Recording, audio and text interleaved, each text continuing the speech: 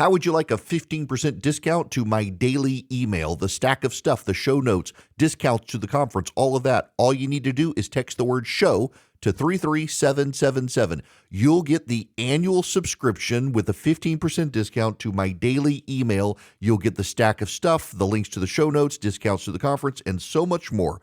All you have to do is text the word show, SHOW, to 33777. Text show to 33777.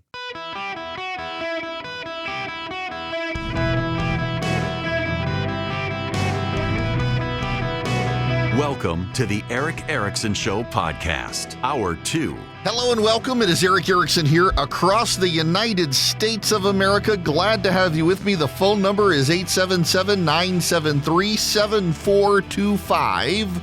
If you would like to be on the program, I would be happy to have you. Those of you on hold, be patient with me. I will get to you.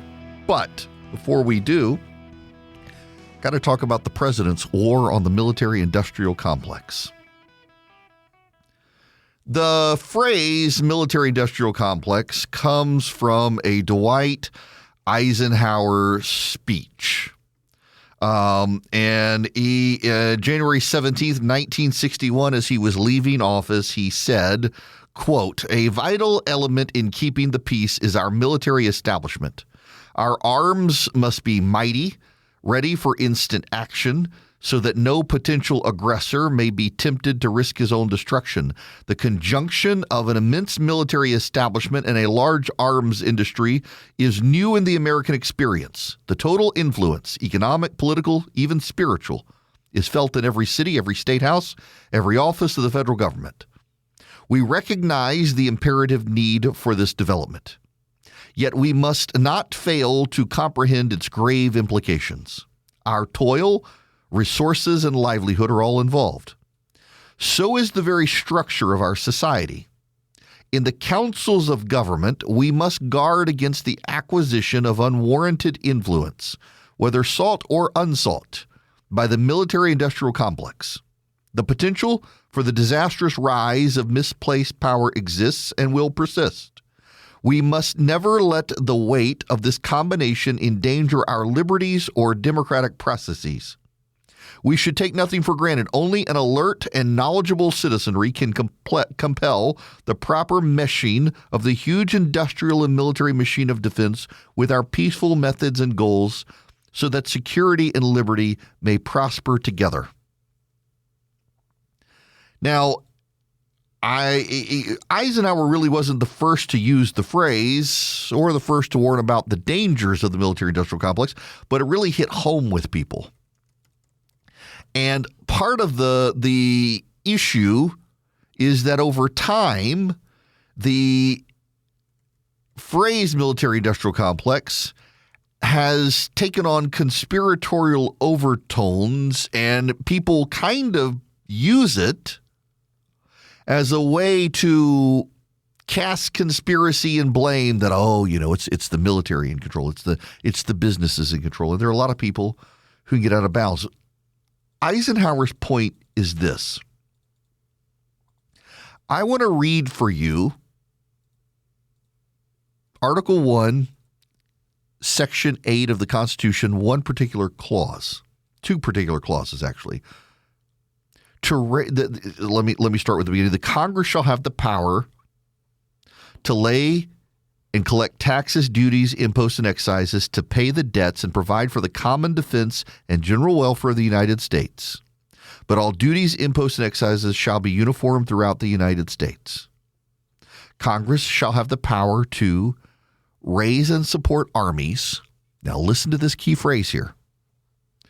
Congress shall have the power to raise and support armies, but no appropriation of money to that use shall be for a longer term than 2 years, and to provide and maintain a navy. The founders of our republic understood that you always need a navy to protect the coast, to pursue our interests abroad. But it was uncommon in this country to have a standing army. In fact, if you go down below that, you get to make rules for the government and regulation of the land and naval forces and to provide for calling forth the militia to execute the laws of the Union, suppress insurrection, or repel invasion, to provide for organizing, arming, and disciplining the militia, and for governing such part of them as may be employed in the service of the United States, reserving to the states respectively the appointment of the officers and the authority in training the militia according to the principles prescribed by Congress. In other words, it was common for each state to have a militia, to have a National Guard.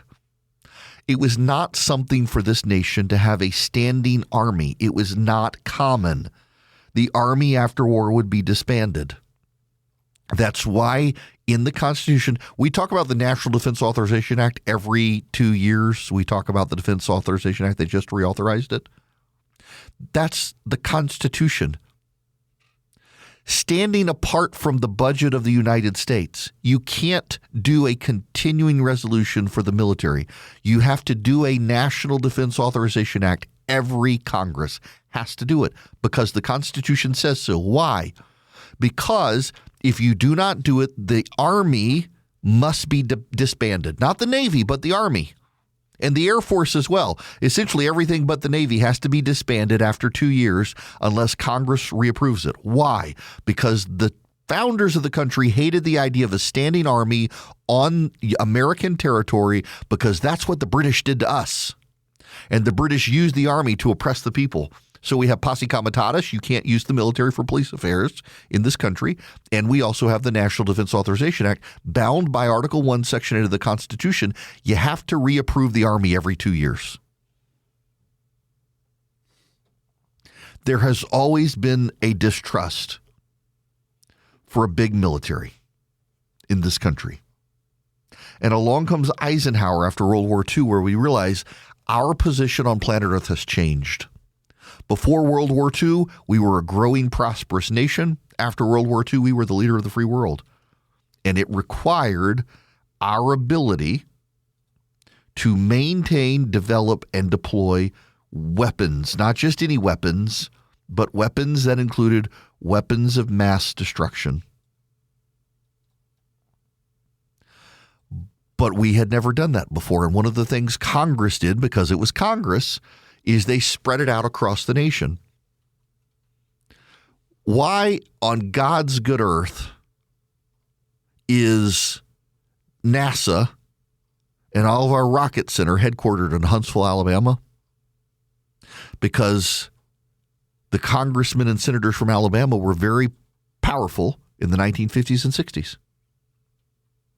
Why do we have major military installations and operations and development centers in certain parts of the country? Because of the power of members of Congress.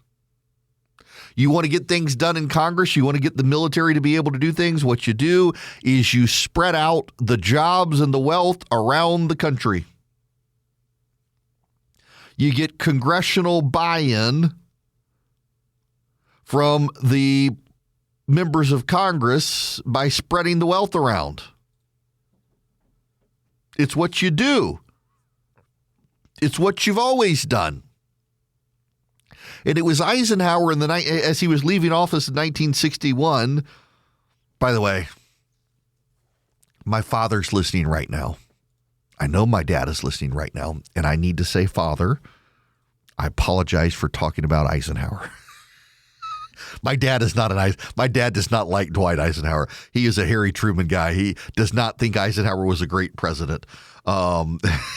Every time I talk about Eisenhower, I remember in high school at some point I said something. He probably doesn't even remember, but I said something about Eisenhower when I was in high school, and it set my dad off. One, because it was right around the time Paul Harvey was starting, I'm pretty sure, and two, not an Eisenhower fan.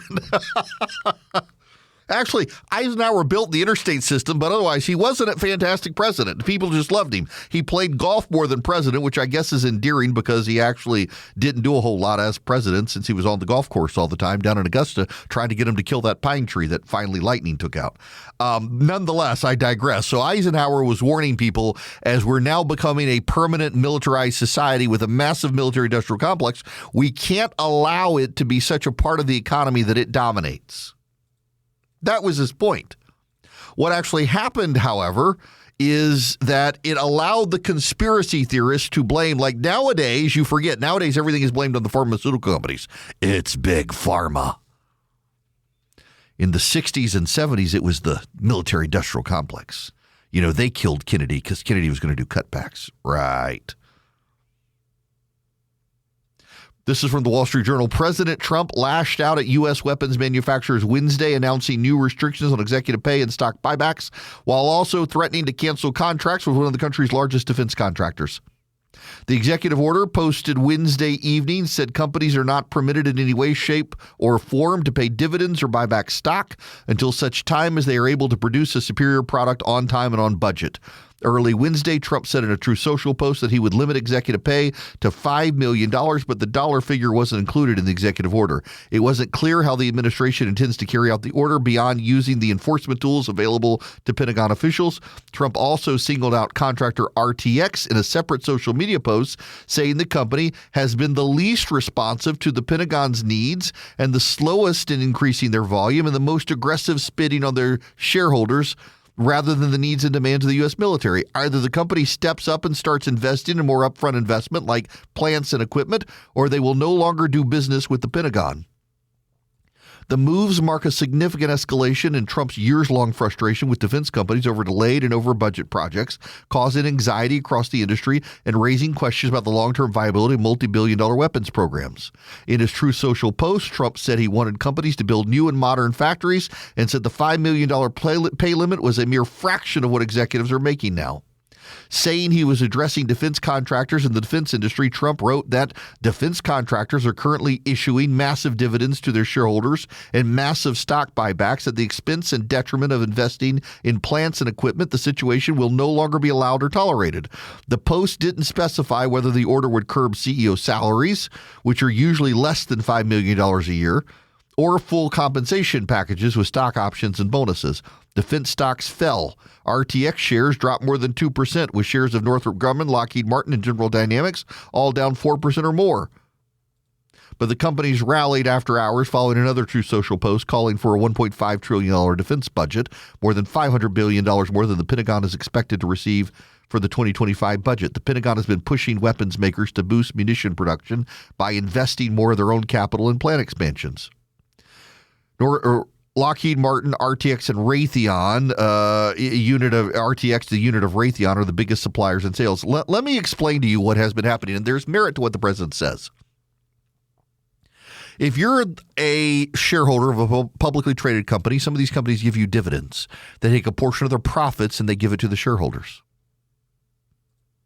The problem is that a lot of these weapons manufacturers, they want the government to come build up their factories for them instead of using their own profits. Now, there are real legal issues about whether the president can do this stuff or not, but the fact that he's cracking the whip, I'm okay with it. The fact that the president is cracking down on these defense manufacturers, they exist on government subsidy. Boeing is another good example of this. Boeing can barely get a jet out the door anymore, even in commercial aviation. You know, I'm down in Atlanta. Atlanta is the world headquarters for Delta. Delta has invested heavily in Airbus. They're buying some new Boeing 737 MAX 10s or whatever. But by and large, Delta's is down. And I love the Boeing 757 and the 767, I think, are great planes. The 777 is my favorite plane, also one of the safest ever built. But Boeing's got all sorts of problems, and Boeing exists on government subsidy. Boeing needs government subsidy, the Export-Import Bank, to survive. These other companies, to a degree, do as well. I don't have a lot of sympathy for the defense manufacturers. Is the weapons process convoluted? Yes. But why? In a lot of cases, it's a lot of the lobbyists from the defense manufacturers have helped write the regulations that shut out competition. You've got younger startups. Anduril is a great example. It's headquartered here in Atlanta. Anduril makes drones. Anduril has complained for years about how impossible it is to penetrate the government bureaucracy because of the regulations that are designed by its competitors to shut out innovation. And it's true. Anduril is an incredible company. If I could buy stock in that company, I would. I don't think it's public. It's not publicly traded. I would buy stock in it in a heartbeat. They make these incredible drones that take off, fly. If they don't blow up, they return home and land again so they can be used the next day. All these other companies just make these one-off missiles. They blow up, and hey, government, come buy another one from me.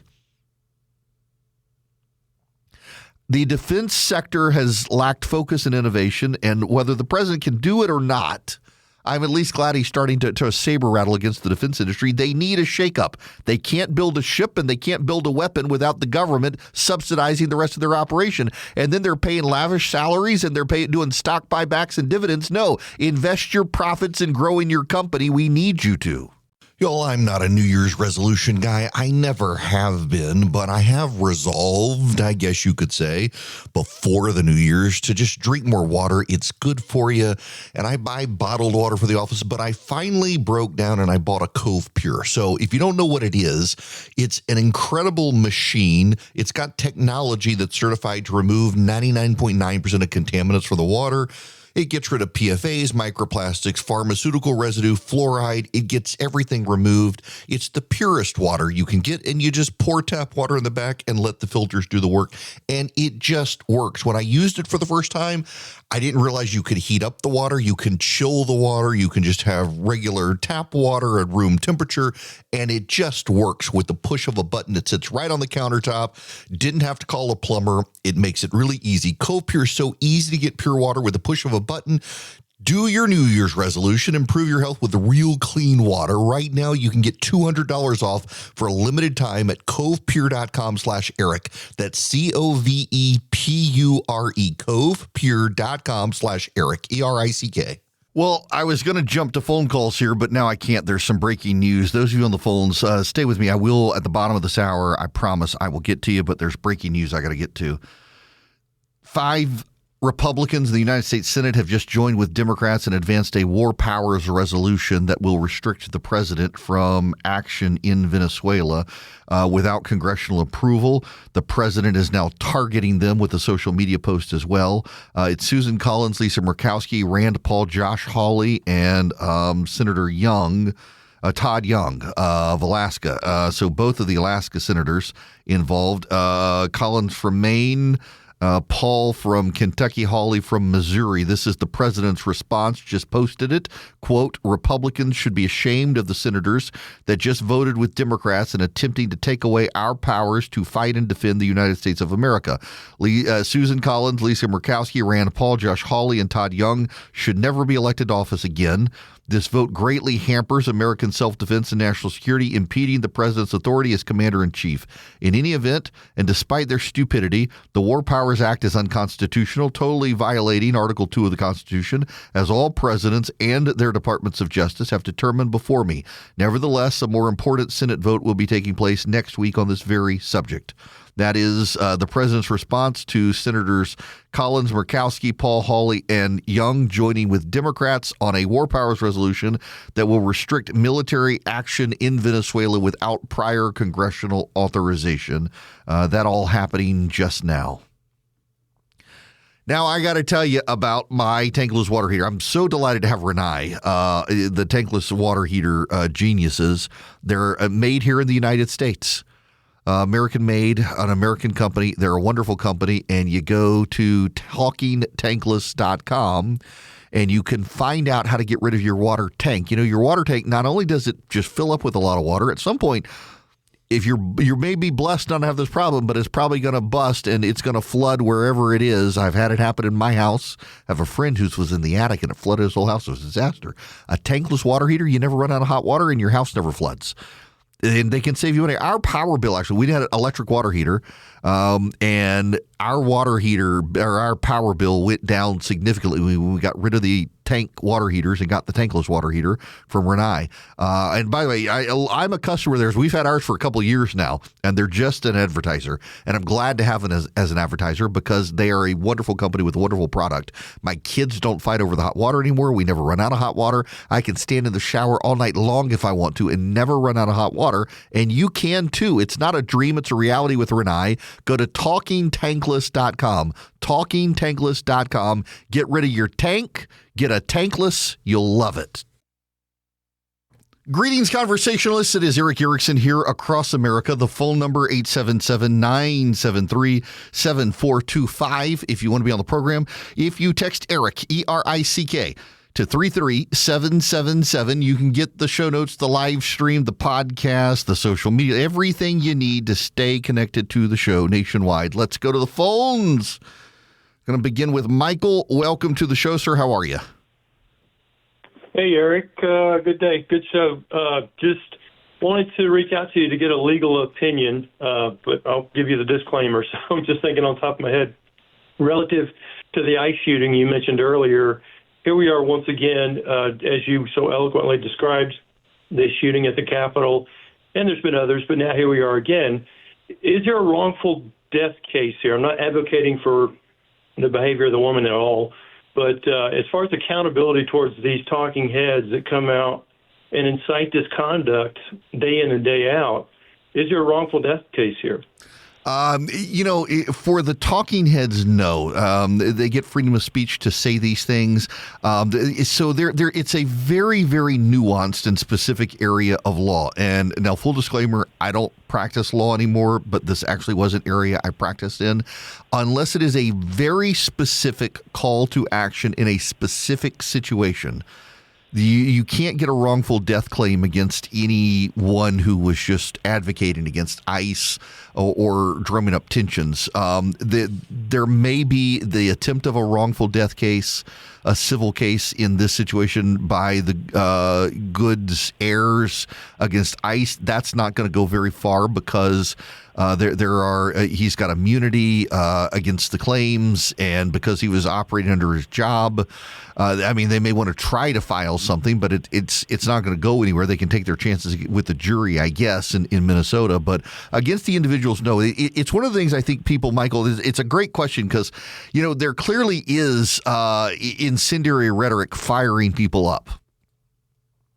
If a politician tells you, ICE is going to be in this location, you go do whatever you can to stop them, I'll protect you, and someone gets killed, yes, there's an argument for a suit against that politician because he went beyond reasonable speech to a call to action with a claim of protection.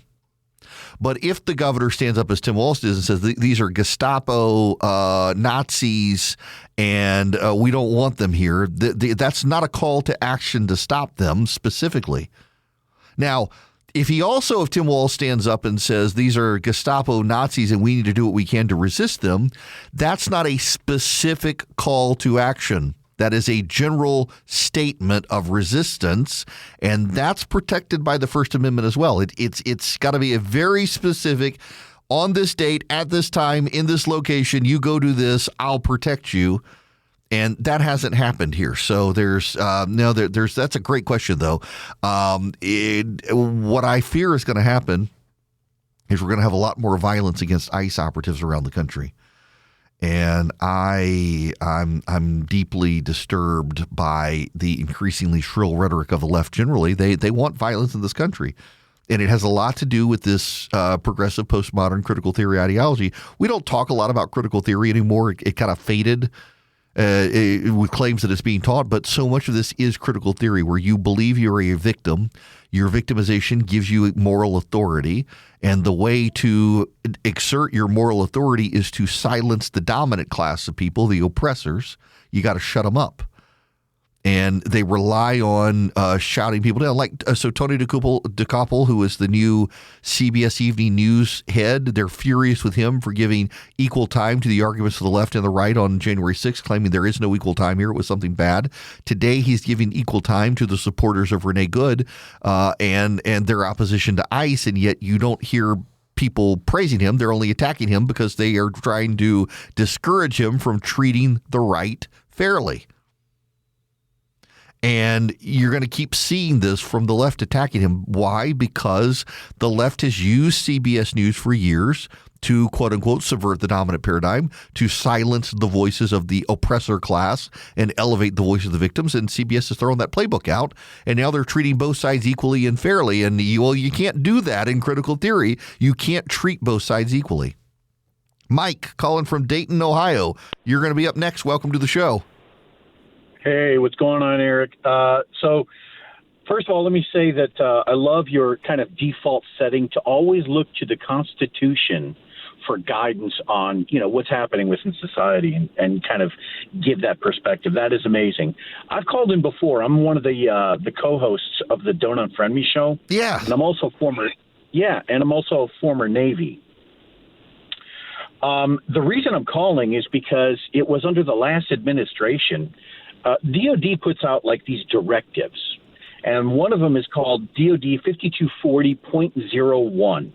It was issued in September of 2024. And on page 13 of that document, not that it negates, but it acts as a supplement to posse comitatus.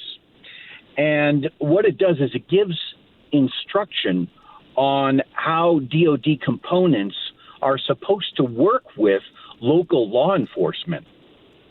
And because ICE kind of works for DHS and DHS kind of works for DOD, then you can see there's some connective tissue there. Yeah. So with regard to this Minnesota shooting, it really does call into question not the legality, but it almost endorses the fact that this was justified to some degree. And I'm not saying that like posse comitatus is completely negated, but it is something that we're supposed to, take into account. And at some point, I would ask that if you could look into that and give everyone your legal opinion on that. Yeah, I feel like go ahead. It really does kind of point to a more gray area of where the military is supposed to work with local law enforcement. Yeah, you're right, and I probably do need to dive into that one, Mike. And in this situation too, I mean, part of the issue here is Homeland Security is such a massive bureaucracy, and right. has now brought in the Coast Guard is now technically part of Homeland Security. It's not actually part of the military, and it just you do have this blurred of lines. But the bottom line is, I mean, ICE agents are really competent, good at their job. They've been ordered there to do their job, and when you try to protest them, block them, and wind up hitting one of the guys with the car, they're armed. And by the way, they've been under assault around the country, so tensions are high. I'm so appalled at the politicians who are feeding the tensions and fanning the flames. Kudos to John Fetterman, by the way, who actually stood up and said, "We gotta tone it down here, people. We're gonna get people killed." And how is Fetterman the voice of reason? And yet he is. By the way, I also have to tell you that they're now attacking the ICE agents for not letting a self-identified physician on the scene attend to Renee Good. There's no policy that allows self-declared physicians. I mean, these people are just making it up. This is a propaganda campaign, and I need to give you this warning, and I want you to take it to heart. For the last 2 years, the progressive left in this country has run a massive PR operation in defense of Hamas, claiming a genocide in Gaza. They've whipped progressive activists in this country into a frenzy, and there are people in the mainstream media controlling newsrooms of America, progressive activists and politicians who believe Israel starved millions of people. And now we actually know, and have you even heard it, as the New York Times reported on it, that one of the leading global healthcare entities that studies famine has come out and said there actually was no famine in Gaza. Turns out there was no famine. The pictures that you saw of starving people, many of them were cancer patients. One in particular was a cancer patient who died. But there was a massive propaganda campaign to lie to you and to progressives, to lie to politicians. It was fed by the American media, circulated by socialist groups around the country and around the world, and a lot of people bought into it, and it has stimulated and provoked violence against Israel, violence against Jews around the world. The very same people are now pushing anti-ICE propaganda. The same people who push the pro-Hamas propaganda, claiming there was a famine in Gaza and a genocide, are now pushing the anti-ICE. Now, what happened with the Israel propaganda? A lot of Jews around the world have been shot and killed. The same people are doing the same thing with the same help with the same reporters of the same media institutions against ICE right now. And you know what it's to do. It's to get ICE agents killed. The left believes the only way to deter what ICE is doing is to start killing ICE agents, and people won't want to be ICE agents. I actually got somebody reached out to me the other day about Homeland Security and would I do ads for Homeland Security on my radio shows? Like, hell yeah, I do ads for Homeland Security. We need good people to stand up and be good law enforcement agents. The ICE agents in this country are not the bad guys. They're not saints, but they're not monsters either. They're American citizens doing a job. And what is the job that they're doing? They're rounding up illegal aliens that Joe Biden allowed to flood the country. The American people voted. Popular vote went to Donald Trump in large part over this issue to encourage and allow, enable, and embolden the deportations of a massive wave of illegal aliens who were flooded into the system. And I would note as well that ICE and Border Patrol are conflated a lot of times, and you talk to the actual experts and they say ICE has it down. They know where to go, when to go, and who they're getting. Border Patrol casts a broader net. ICE is diligent and deliberate. They are often maligned, and now they're being shot at around the country.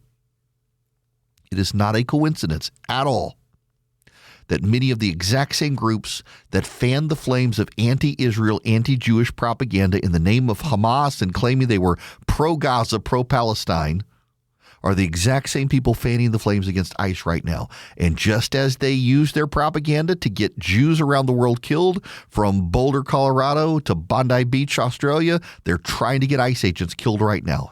They know exactly what they're doing. It is a propaganda campaign with useful idiots and willing collaborators in the media hoping to get these men and women of ICE killed. We should condemn it. As I told you, one of the big media accounts or big socialist accounts on social media that pushed out a lot of the Hamas propaganda is now pushing out a picture that appears to show an ICE agent pointing a gun at someone. If you actually watch the video of it, it is this man who tried to grab the gun from the ICE agent and pulled it towards him. You can actually watch the video, and you can see the man try to grab the gun, and it pulls it towards him. And then he lets go, and he's like, oh, my God, he's pointing a gun at me. No, you actually in the video pulled the gun towards you. They're showing you the picture of the end result of the guy's hands in the air, not the man actually grabbing the gun and pulling it towards him. The ICE agent, by the way, his finger is never on the trigger because he's well-trained, but you don't see that. It's a coordinated propaganda campaign. Do not fall for the coordinated propaganda of these people. They are an evil group of people.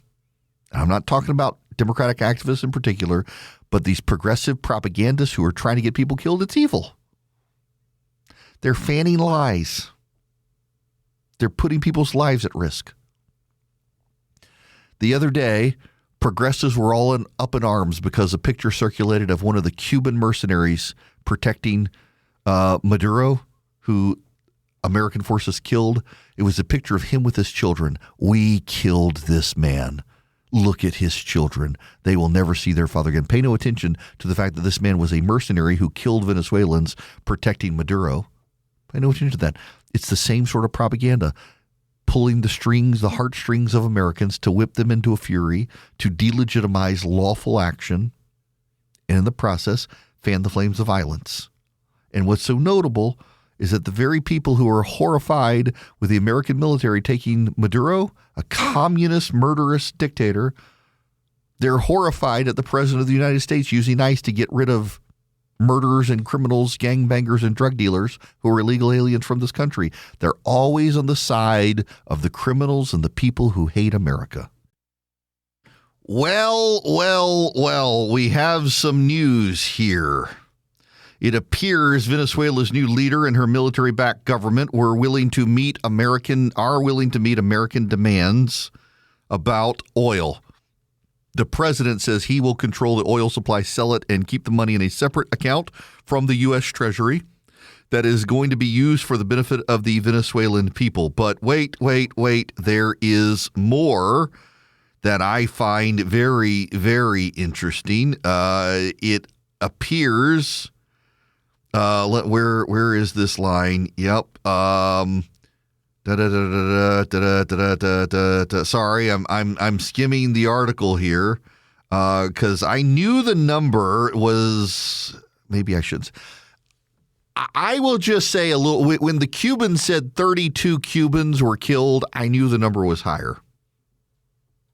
Top ally Havana issued a list of 32 dead Cuban military personnel, many of them members of Maduro's security detail. Venezuela's Attorney General Tariq William Saab spoke Tuesday of dozens of civilian military deaths without giving a breakdown. But now there is this. According to the AFP, Venezuela and Cuba named 55 military personnel, including senior officers, killed during the U.S. raid to seize Maduro. Venezuela's defense minister, Vladimir Padrino Lopez, said the presidential guard was largely wiped out, quote unquote, in cold blood. There are even politicians in the United States and outside observers, and even leadership within the American military who don't understand just how good our special forces are. They just can't believe it. Our special forces went into Venezuela. By the way, one of the helicopters was malfunctioning the whole time, and they still made it work. Killed over 60 Cuban security guards, a number of Venezuela's top military leadership in the process, extracted Maduro and left without a single American wounded or killed, without losing the malfunctioning helicopter. It's an impressive operation by the American military. And you've got senior American leaders who don't appreciate the capability of the American military. Our soldiers are elite. They are the elite of the elite. For perspective, in Syria several years ago, 40 of our American special operators were surrounded by, I think, 200 to 500. I want to say it was 500. It might have been 200, but I think it was 500 Wagner Russian mercenaries. These are members of the Russian military turned mercenaries. Surrounded 40 of our special operators, killed all of the Wagner mercenaries without a single loss of life by the Americans. That's how good we are. That's how good they are. Our military, so impressive. For your business, Vision Computer is impressive. They can build you computers. They can upgrade your computers. They can be managed IT for you and your company. They can help you root out the scams and the spammers. They can protect your company. They can keep you updated and going online and profitable and productive. Your employees can actually be productive at their jobs, not at their computers. That's what Vision's job is. I highly recommend you check them out at visioncomputers.com or call them at 404-COMPUTE. Tell them I sent you even. Vision Computers, they're headquartered in Atlanta, Georgia, but they work with businesses and individuals nationwide. From the Atlantic to the Pacific, Vision can build you computers, upgrade your computers, maintain your computers. They can save your company money by being your managed IT service. And it's people, not AI chatbots. Your employees get a number they can call in 15 seconds or less, faster than they can Google it. They're going to get somebody on the phone to take care of their IT needs. They can even remote in. They can help with printers. They can help with emails. It saves your company money. You want a productive company? Let your employees be good at their jobs and let Vision be good at their computers. 404-COMPUTER, visioncomputers.com. Tell them I sent you. 404-COMPUTE or visioncomputers.com. Call them today.